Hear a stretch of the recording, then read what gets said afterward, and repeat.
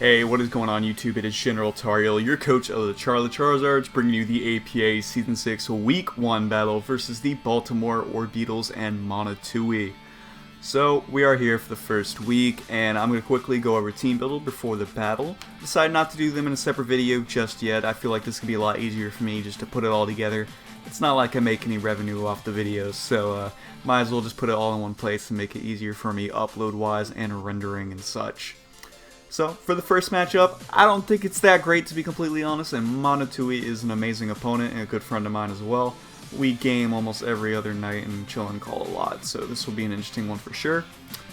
And then, yeah, we'll just see how this goes. I'm fairly confident, but there are a few dangerous things.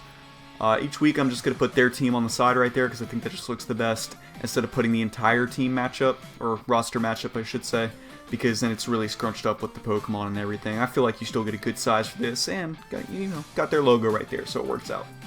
So for Mono, just in order of the speed tiers that I have here, he has Inteleon, Haunter, Raboot, Roserade, Mandibuzz, Hitmonchan, Dracozolt, Sandaconda, Clefable, G-Max Melmetal, and Gigalith.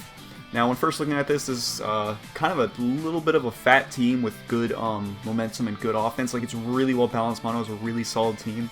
Dracozolt and Sand first overall. That thing is terrifying. I feel like I kind of gave it a little less credit in team build and everything, so we'll have to see how this goes. But just that thing getting the double speed and Sand, yes, it doesn't have the same power as Hustle, but you don't have to risk a Stone Edge every turn, which is huge, because the 80% with Hustle really hurts it sometimes. Especially if you want to run something like Rock Slide, for example, which I believe it does get. But, yeah, it's really, or like Iron Tail, for example, which you don't really want to. Most of the time, you're just going to Bolt Beak, but Dracozolt's definitely scary offense. Now, G-Max Melmetal is scary, and it is going to be fat, but it's a lot easier knowing that thing can't be Choice Band or anything. Of course, forced to hold a Pokeball if he decides to bring it. But still, insane attack stat and really good bulk with its HP and defense. Lacking on the Spadef side, but when you max and double that insane HP stat already, it's going to be pretty hard to deal with Melmetal. That thing's going to be really solid. Gigalith is amazing sand setter for Dracozolt. It's also kind of hard for me to switch into in general. Really good with Edge Quake. That's always hard to switch in for almost any team. Very reliable Rock Sitter for his team, as well as the Sand Sitter for Dracozolt, like I mentioned. Sandaconda can be a backup Sand support mon, as well as Rocks for his team, and I feel like it might be his best track answer. Clef still drops to like 2 Poison Jabs or 2 Iron Heads, so I don't really know if that's going to be his track answer per se. Mandibuzz can't deal with it at all, especially if it has to roost up and whatnot. So, like, I definitely feel like Track's going to have a good matchup versus a team. I just have to beware of the Inteleon. The Inteleon brings really good speed for him and is really good offensively. One thing I have to keep in mind, one of the sets I'm most worried about for the Inteleon, is a potential Sniper Focus Energy set. So, Sniper is allowed. I know a lot of people didn't think that starter abilities were allowed purely because Cinderace wasn't drafted. That's because Cinderace was banned. Libero Cinderace was absolutely banned. So you could have gotten Blaze, but I'm pretty sure no one picked up Blaze Cinderace. So for Inteleon, really good speed, could be dangerous like with the sub focus energy, because then my Mantine probably won't be able to break sub, so we have to watch out for that. I told him to grab Raboot. I'm not really worried about Raboot too much in this matchup, to be completely honest. I revenge it pretty easily. I have a lot of things that outspeed it, and Mantine kind of just sits in front of it. Haunter, not too much of a threat. Roserade could be annoying for hazards. I don't really expect him to bring it though, purely because I have like a Goodra, and Mantine can still kind of sit in front of that. I have plenty of things that can revenge it, etc., etc. So really, going into this match, I'd be expecting Dracozolt and Sand with Gigalith, Clefable, just because of its bulk and decent offense versus my team. I don't really have the best switch-ins per se. Inteleon for like quick revenge and stuff like that. Maybe Mandibuzz for bulk. I feel like Melmetal definitely should come. And then it's kind of like a toss-up between Hitmonchan and Sandaconda, in my opinion. Hitmonchan is pretty decently offensive versus me as well. It's just the only Pokemon that can really stand in front of it is Aromatisse, per se. So, going over that, I'm going to go over my Pokemon now. It was really difficult deciding on a 6, and I don't really know if it's going to work out for the best with this team. I kind of forced some stuff on that I was really 50-50 on. Went against my gut for one of these, which I'll talk about in a minute. But very difficult build versus Mono with one of the best teams. So we have Steelix here, Slithiron. I love that nickname so much that I came up with it.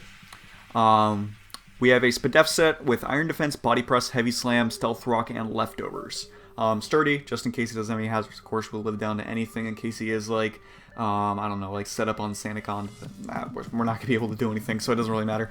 But Sturdy, nonetheless. If he is set up Clef, then maybe we can get off to heavy slams or something. But with this investment, like I just mentioned with the heavy slam on Clef, with the 12 in attack versus a max defensive Clefable, we are able to always 2-hit KO with heavy slam, which is perfect. With the 20 invested in defense, after +4, we're able to get the proper KOs on, I believe, what did I need to get the +4 KO on after? It might have been the Melmetal at normal. I think it was also Gigalith from full, stuff like that. The Spadef overall just helps us to set up versus like Clefable. If he is defensive Clefable, which I'm hoping for in this matchup, I'm kind of expecting him to be like HP offensive with special attack and like mixed attacks and everything. But if he is defensive, then we should be able to take 3 flamethrowers and set up on that, which would be great. I'm really not trying to set up on this thing though until like Inteleon's gone, because once again I'm expecting that to be there. I'm also not able to set up until Melmetal has maxed out, or if he opts not to go into it, then I'm just not going to worry about it. Because if you didn't know, Body Press does not work versus max Pokemon, whether it's Dynamax or Gigantamax. So have to keep that in mind. Overall, I think this is an amazing set for Steelix, and in general, it gives me an electric immunity for Bulk Beak on Tracheozolt, which is huge. Really, really helpful on that. And other than that, Steelix is really just, you know, once again, there for the electric immunity, potential setup, Stealth Rocks. It's just a really solid bulk that has a chance of setting up, but it's really situational, really situational. So I'm not sure if it's going to get the chance in this game, but I would love to see it because I love this set. Next up, we do have Terrakion. This thing is tremendous versus Mono. It really just picks up a kill majority of the time, which is going to be in scenario for Terrakion in most weeks because this thing is a monster. Close Combat, Stone Edge, Iron Head, Swords Dance, and Life Orb. Now, I kind of changed Swords Dance last second from Rock Polish. I think I should have made it Rock Polish, but I'm sticking with Swords Dance at this point. The team's already genned. Rock Polish would let me get the outspeed on Inteleon and also potential Dracozolt and Sand, which would be huge. Swords Dance I kind of just threw on there, mainly just pick up for sure KOs. Because if the Inteleon is gone and Sand is gone and Dracozolt's not there, then I am able to easily win after an SD, but I still at the same time don't see myself clicking SD. I feel like Rock Polish was definitely the play, and this was kind of a mistake, but we'll have to see. Overall, Close Combat just hits everything. Iron Head, of course, is there for the Clefable and basically only Clef. Stone Edge plus Close Combat breaks apart Mandibuzz, and just CC spam overall just destroys his team. It'd be unfortunate if I have forced myself to go for a Stone Edge on Haunter. It is a KO, but of course I'm not going to be able to click CC versus that, and I don't want to risk just going for an Iron Head flinch versus it in case my Stone Edge can't just knock out. I'd rather take the 20% chance of missing rather than relying on a 30% chance to flinch, for example. Overall, Terrakion's just here to break, and that's what's going to do best for a majority of the season. Next up, we are bringing OG Spook, my Gigantamax Gengar, with the Moonball, Shadow Ball, Sludge Wave, Dazzling Gleam, Nasty Plot. This is Max. So with max speed, with a modest nature, I am able to still outspeed Raboot by 1 point. I do, unfortunately, tie Haunter, I believe, but that's fine with me. I get the boost of the modest, but I wasn't going to risk staying in versus a Haunter anyways, because if he brings it versus me, it is most likely Scarf, because that can really like limit Mantine. It can potentially get a trick on Steelix, which is huge, and it's just an easy Revenger versus Gengar. It's helpful versus my Terrakion as well. Can run Scarf Destiny Bond for Obstagoon, which is a tremendous breaker. So I just kind of kept that in mind. Overall, this has plenty of coverage for his entire team. Looking back on it, I could have changed Nasty Plot to like Energy Ball and have like Max Overgrowth for Santicon and Gigalith. But I don't feel like that's going to come into play, so we'll have to see. Nasty Plot is very situational, but if I can set up, I really do just win if he doesn't have anything else that can outspeed it. That Inteleon will be a pain once again, but that's why I'm going to have the Mantine next, which I'll go over. Now, I did opt to go with the Gigantamax Gengar over my Goodra because I was really worried about Dracozolt, and I actually had an amazing Goodra set that I really want to run. But I think I'm going to face more of those Pokemon going into the future, so I don't really want to share it yet. But it was a neat set, and hopefully it doesn't affect me by not bringing it. Not bringing Goodra also makes me more weak to Roserade, which is something I have to watch out for. Once again, not really expecting to bring Rosary, but it would be annoying if I actually see it in game. Next up, we have Mr. Ray, Mantine here, with the Heavy Duty Boots, Water Absorb, Scald, Roost, Defog, and Haze. Pretty much Spadef bulky with some decent special attack investment, actually. This is to always break a sub on Clefable, just in case. This also makes sure I break a sub on a max HP Melmetal, which I don't really know why I did that in hindsight, because once you max after sub, it's gone. It breaks the sub, so. But Scald, you know, just overall great spam. Roost for the longevity. Defog I need it for this team. I'm not necessarily weak to hazards, but he does have amazing hazard stack on his team, so I have to be aware of that. Haze, purely for like Clefable. Honestly, just about Clefable. It's not really going to make a huge difference otherwise for the rest of his team, I'm going to be completely honest. Mantine is most importantly here to take it from Inteleon. Now, if he is the sub-focus energy set that I fear, we're kind of just destroyed. I'm going to be completely honest with that one, so I have to keep that in mind, but Mantine overall is going to do a decent job for the team and just support it decently well. Unfortunately, Inteleon can just click U-turn and get a lot of momentum for his team, so I have to keep that in mind, but there's nothing really much I can do about that. Unfortunately, that thing just has a good matchup versus my team. Next up, we have Aromatisse. Aromatisse men are trash 100% of the time. We have leftovers with Moonblast, Wish, Protect, and Reflect. Now this is basically max defensive Aromatisse with 12 in special attack. So the thought behind this team is that after Stealth Rocks, Moonblast will always KO with the 12 investment on a Dracozolt.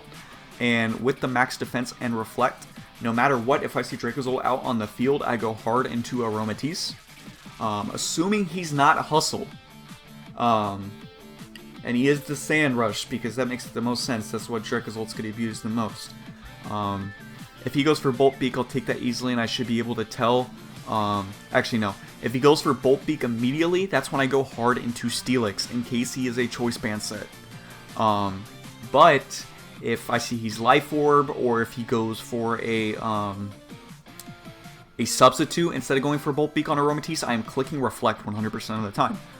Reflect lets me beat Dracozolt 1v1 for, like, most of the part. And I just Wish Protect, and I can also stall out Sand, which is huge. That's really nice. So Aromatisse, mainly here to kind of wall the Dracozolt. Other than that, it can take a few hits and kind of just get off chip versus the rest of his team. It can help me out versus Reboot. Big counter to Hitmonchan, which could be a big nuisance for the rest of the team, because Hitmonchan does have coverage for everything. Mach Punch for the likes of my Obstagoon and Tracheon. Thunder Punch for Mantine. It does get payback for G-Max Gengar, and as long as it runs Assault Vest, it's taking any hit from that thing. And of course, CC or Drain Punch will take care of Steelix over time. So Hitmonchan is definitely a threat, and Aromatisse is going to help me out versus that. And overall, if I get up a Reflect, it not only helps me versus the Dracozolt and the Hitmonchan, but mainly that Melmetal, which is a big issue for this team, and really I don't know how I'm going to get around it entirely, because it gets Thunder Punch, so like the Max Electric move or whatever, just blow back Mantine, and Max Quake or anything like that, so you can blow back Steelix. So it's really difficult for me in this matchup, which I've talked about before already. And lastly for the team is an amazing wall breaker, which I feel like is going to do pretty well this week, is we have Obstagoon with the Flame Orb and Guts. Dr. Love coming in with the Facade, Close Combat, Knockoff, and Protect. Now we are max speed to speed tie the Haunter, just in case, as well as outspeed the Raboot by 1 point. I do have Protect on this set to ensure I can get my Flame Orb, as well as potentially stall Sand turns. I feel like that really benefited me in the long run compared to a Parting Shot set. Even though the momentum from Parting Shot would be nice, it's the fact that he doesn't have switch-ins to Obstagoon at all, with the likes of Facade and Close Combat with the Guts boost. It's actually insane versus his team. And of course, Knockoff's a good stab that helps me versus the Haunter, and as well as just gets rid of any items versus his Pokemon, such as a Smooth Rock on the Gigalith, a potential Leftovers on Clefable if it is set up, which would be very nice, or Life Orb on Clefable, which makes it hard for me to switch into, etc., etc. So I feel like Obstagoon's going to do pretty well. It puts in a lot of hurt versus his team, honestly, and I feel like it's going to help the team. Overall, I feel like the team's going to do pretty well. Once again, the only other Pokemon I kind of threw out there was Goodra. Didn't really think about it too much otherwise. I definitely could have spent a little bit more time on this, but I had midterms during the week of my build and everything, and then when it came down to the battle, I was also getting home for spring break. So I was a little crushed on time making this team, but Monotooi's a tough opponent, a tough matchup either way, so I didn't want to stress too much about the game and just try to enjoy my week 1 and some of these new Pokemon that I'm trying out. So hopefully all goes well, and knowing that, I am going to cut it from here and go right into the battle. Hopefully I didn't spend too long. 15 minutes, not too bad for a team builder, I feel like. but I'm going to go right into the live comm for the battle, and I hope you all really enjoy it. Hopefully all goes well and I connect with Monotooi fine. And I will cut back to when we beat Mono's butt and get the first win of the season, so I will see y'all there. Hey, what is going on, everyone? It's GeneralTarheel, your coach of the Charizards. Now, I am here to go over the battle with Monotooi for you. Now, unfortunately, my live comm got corrupted. So, basically, while I was recording, nothing seemed to be going wrong. But when we were setting up the LAN play battle, it immediately threw us in it, and I wasn't really ready for that. So I didn't have time to do a test recording. You can tell with the 26 time remaining up the top left, I was panicking to make sure I got like my team together and everything seemed okay. So everything was going fine, but then it turns out at the end, my audio got desynced like all hell. I don't know what happened, but at the beginning it was fine, but gradually got worse throughout the recording. I would send out a Pokemon, and then you would hear an attack from like a turn or 2 turns in advance. There was a point in the video, which I'll probably just show, where it got frozen at one point for a little bit, and I think that's where the audio got messed up. Or it's when my Elgato recording was lowering the volume of the gameplay whenever I was speaking, and then it got desynced that way. That's a possibility. I'm just going to have to look into it, but I wanted to make sure I still give you guys a proper commentary. I really just didn't want to put it out like that. Yes, unfortunately, this isn't really live comm, which sucks. But I'm going to go over my exact thought processes throughout the game. No, I didn't ghost or anything. Mono is a really good friend of mine, and plus ghosting is lame anyways. I was literally in call with him before and after the game. So don't worry about anything like that. Wouldn't even benefit me because Mono's too good anyways. So going into this match, when I was looking at the team right here, not too surprised to see the 6 that he brought. Like I mentioned in the team builder, the only other thing I was kind of expecting was Hitmonchan or Mandibuzz. The rest I kind of felt like these 6 were definitely possible. So of course I'm going to have to scout the sets on both Dracozolt and Inteleon. I can pretty much bet that's a max defensive Sandaconda with Glare and stuff like that. I'm going to have to check whether Stealthrox is on that or Gigalith. I feel like it's probably going to be on Gigalith, because that is a more reliable rocker, in my opinion. But Clefable, probably, I guess we also have to check whether it's offensive or defensive. I'm going to always assume it's offensive unless it comes in on a switch-in and I can calc it properly. That's the thing, though. I also don't run calcs during this battle because my Elgato on my laptop can't really handle that. And as well as just with the whole timer, I feel like it's better just to know my calcs before the game. So keeping that in mind. Melmetal, once again, huge issue. Nothing really can do about it, so we'll have to see how that goes. So I'm going to start the battle where I go right into it. And if you didn't watch the team builder quickly, it's just a Iron Defense, Body Press, Stealthrox, Spadef, Steelix. We have a offensive Swords Dance, Terrakion with Life Orb, a offensive Nasty Plot, Modest, G-Max Gengar. We have a Spadef, Bulky, Mantine with T-Fog and Heavy Duty Boots, and Haze for the Clefable. And we have a defensive Aromatisse with Reflect, Wish Protect, Moonblast with leftovers to potentially 1v1 trade Soul to help deal with any potential Hitmonchan that was going to exist. And then we have an offensive Flame Orb Obstagoon, which I'm actually deciding to lead here, and I'm going to go ahead and play it from here.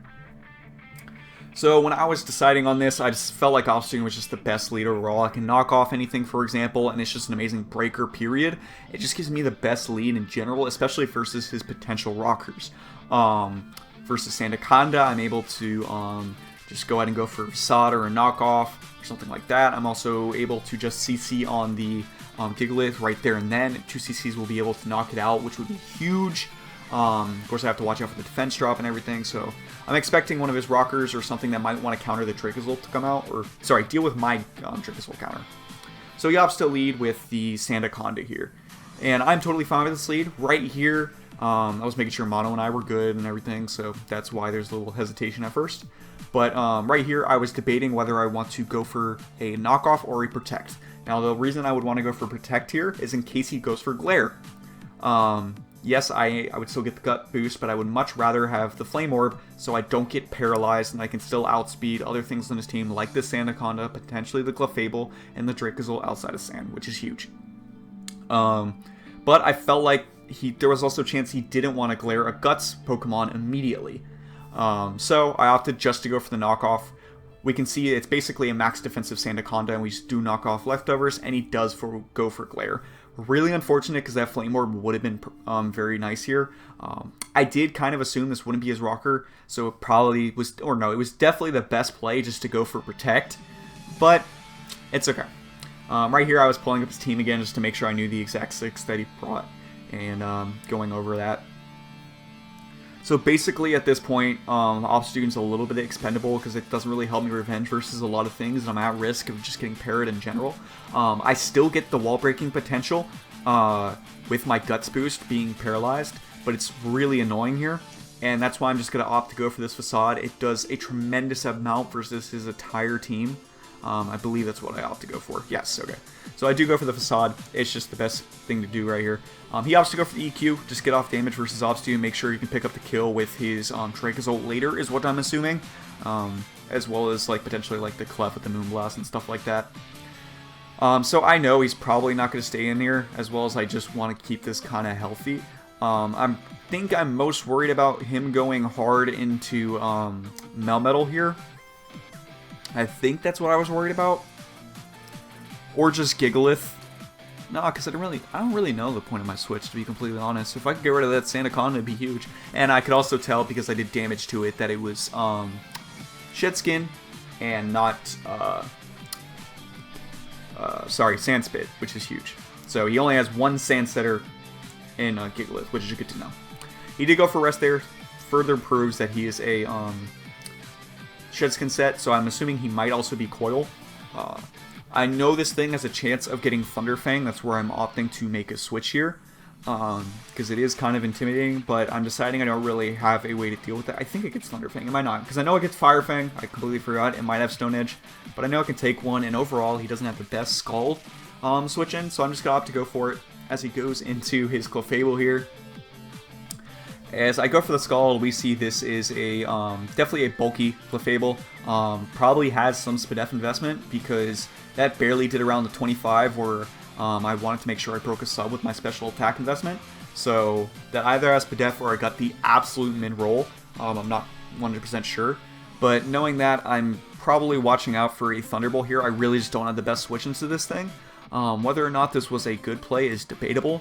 I definitely could have brought something that could help me deal with this Clefable a little bit better, potentially. I don't know. It just has a pretty good matchup versus me in general, because it does get access to that Flamethrower with Steelix, or versus Steelix, which is pretty annoying.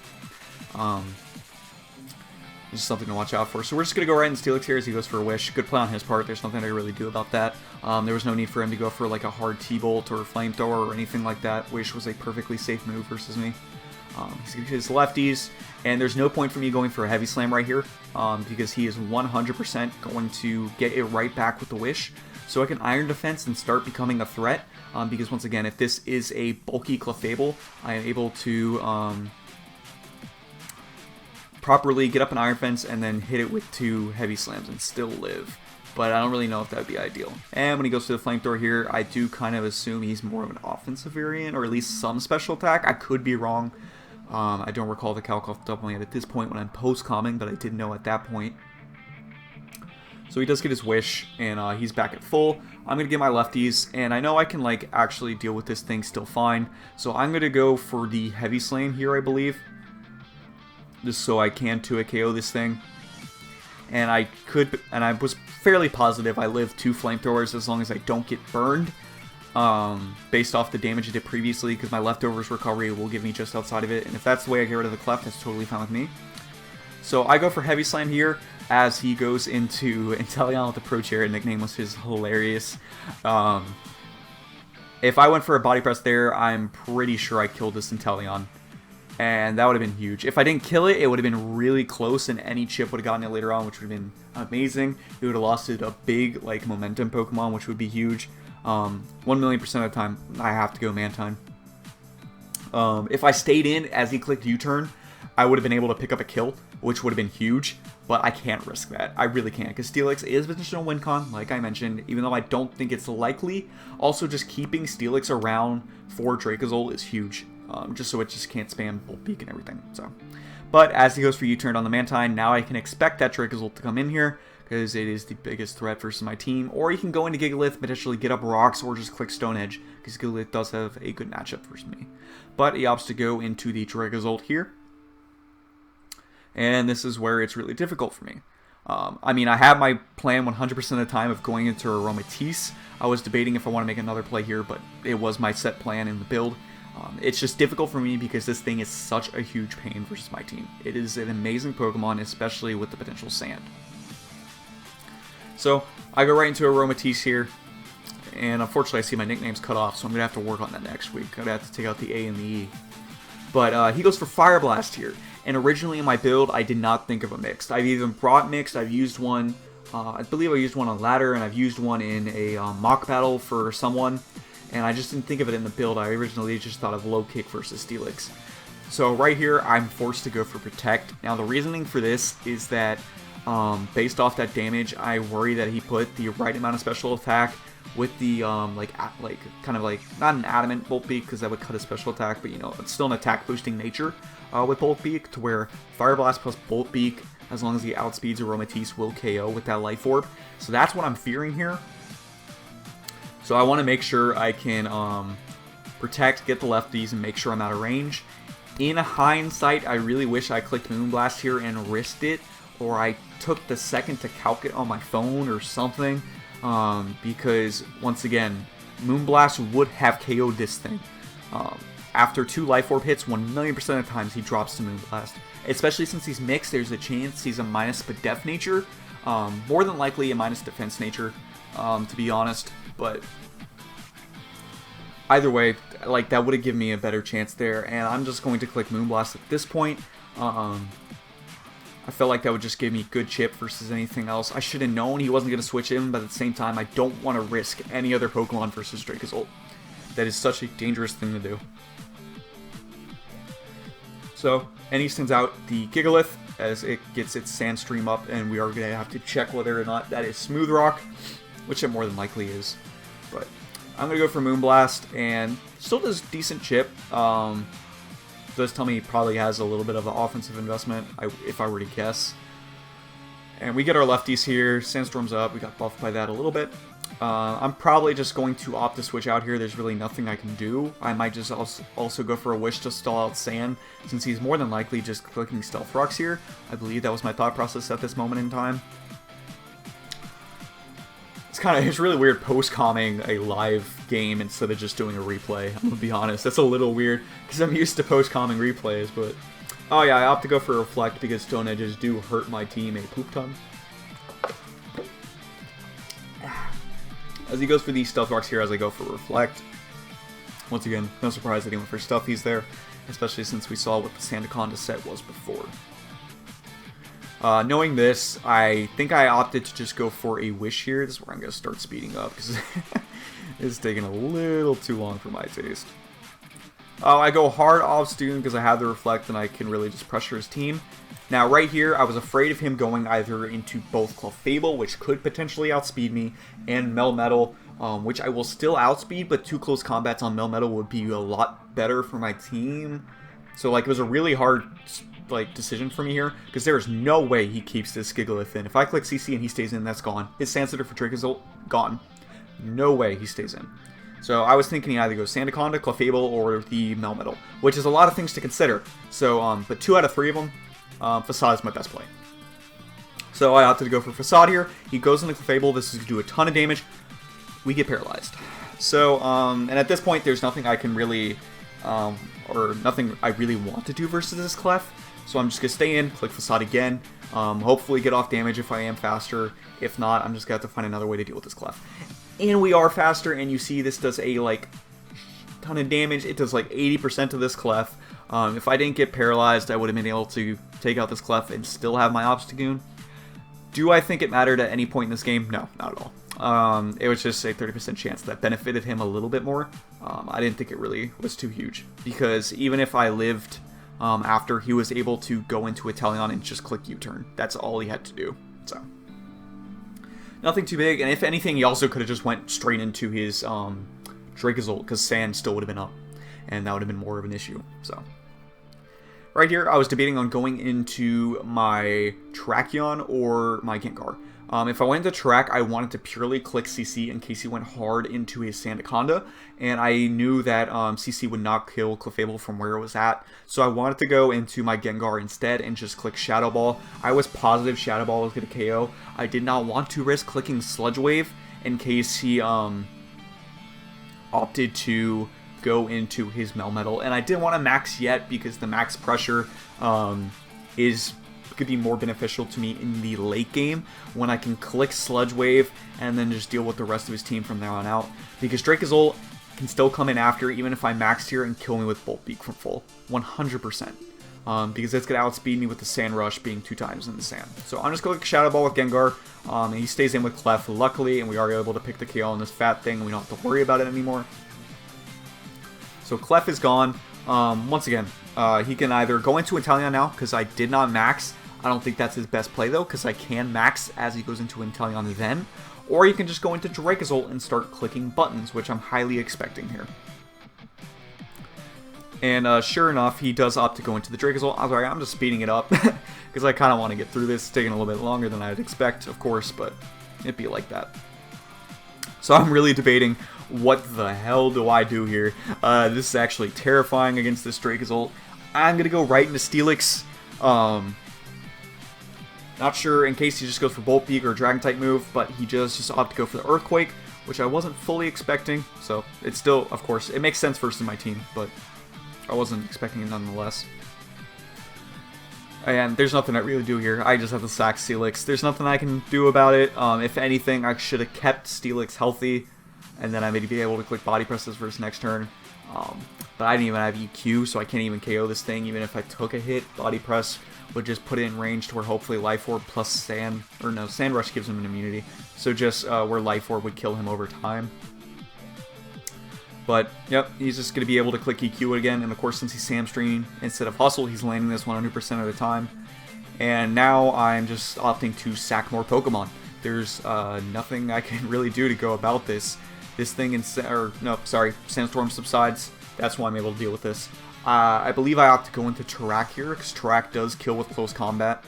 Again, I was expecting it to be the minus defense nature. So 1,000,000% of the time, this close combat is going to KO him. And also, if he decides to go hard into Sandaconda, I am going to 2-hit KO with the Adamant Life Orb close combat. Even if he was max defense, we're able to do that. I really hope my bottom screen goes away here in a second, but whatever.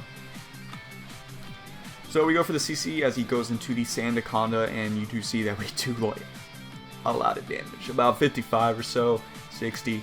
So we take the Life Orb, he does get Shed Skin, he's awake. Doesn't matter. I'm just clicking CC again here. Even if I had Rock Polish, I would still click CC here. Because this thing is going to OHKO me with Earthquake, because I'm drop in defense. As well as even if I didn't have the drops in defense, I believe after these Life Orb chips, he would be able to KO me with Earthquake nonetheless. So, but we click Close Combat, we drop it. Anything you wanted to switch into was going to die there 100%. We had no switching once Clef dropped. So that was really helpful for my team. Now he's able to just go into Inteleon and click a move. I'm forced to go Mantine if he does go into Inteleon 100% of the time. Like I mentioned, I always have to. Even if he's going for a U-turn, it's risky.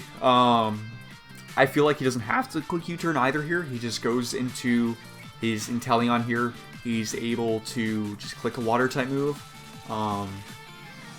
And then I have to just... Because if you can kill Terrakion, you like basically 100% wins the game with Dracozolt. Because I think the only way I could have really beat him here is if I was Rock Polish Terrakion, I think. So I have to go into Inteleon or Mantine here. He can just click a Water-type move and then go right into Gigalith after. It doesn't even matter if Gigalith dies to like 2 Scalds after a burn or something like that, because he just has to resit Sand for Dracozolt. That is all he has to do at this point.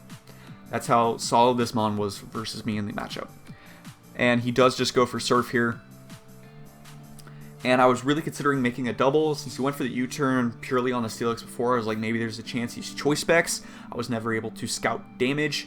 There's a chance he's not locked in. Out here I was trying to check these Sand turns. And I didn't do it properly because I am a smart child. But I was able to go in. Mantine's flapping at wings. He goes into the thing, like I mentioned, after a U-turn. Turns out he was the Mystic Water. As I go for Scald, don't get the burn or anything. The burn, once again, would have made it to a KO, but it's not like this was going to matter. Right here, I'm realizing, okay, I lose to Drizzle. No. I'm realizing I made a bad play. Okay. I was thinking about a later time.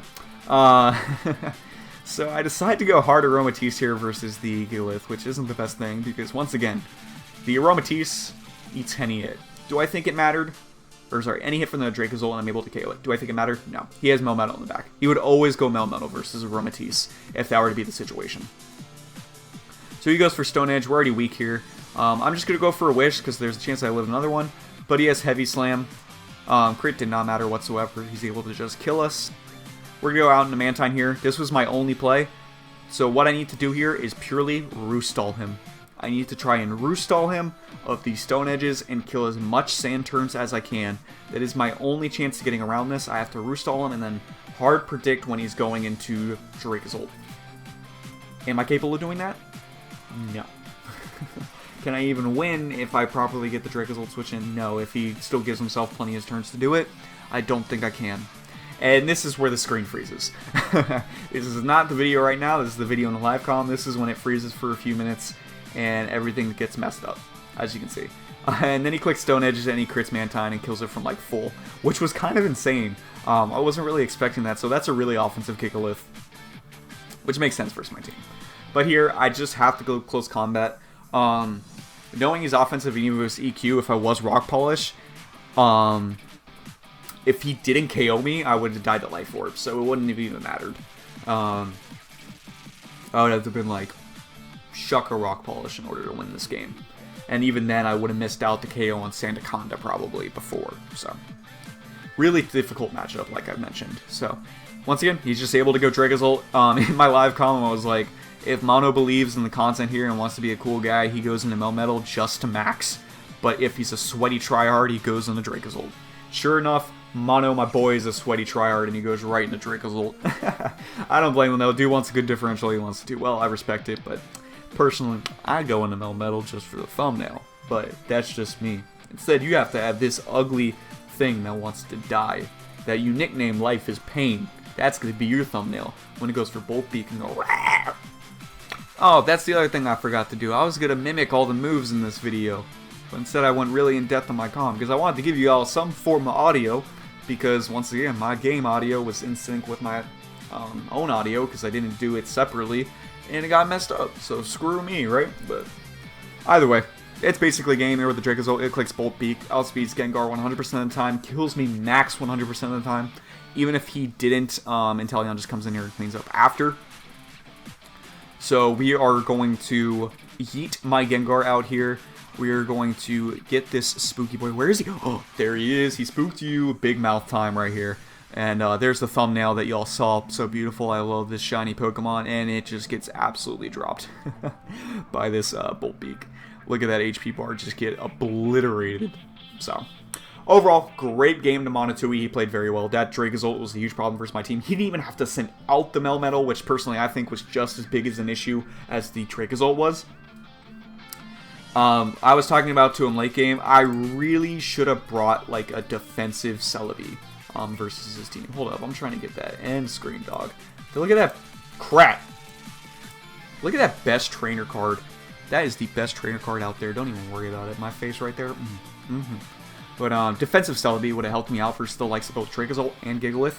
I would have been able to run recover to stall sand turns as well. I could have made it to where I take Bolt Beak and Fire Blast and everything like that.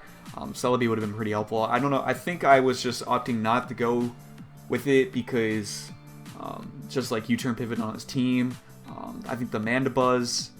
But that, like, it doesn't make sense. Like, Celebi still had a pretty good matchup, and yeah, I should have really considered that in the build. I think it would have helped me. I still think this matchup is winnable in Mono's favor majority of the time. So, still difficult. I'm not giving any credit away from Mono. He played like a god, like normal. Amazing dude. And if you didn't recall Mono from the GBA, he is back, of course. making his comeback with Pokemon with this generation, so make sure to check out my good buddy and sub to him. And make sure to look out for the other battles. I hope that I can fix my Elgato and figure out what the recording situation was with the audio to where this doesn't happen again, and I can provide you guys with a live comm. I wouldn't say it was the best live comm, but it was pretty good, and it's always better than a post comm because everyone does the live comms nowadays as we don't have replays. So, once again, I apologize for it not being the best, but I hope you all still appreciate the battle and look forward to the next ones. Let me know what you thought of the teams, and for a random question of the day, let me know what your favorite Gigantamax Pokemon is. So, that will do it. Sub, like, share, deuces.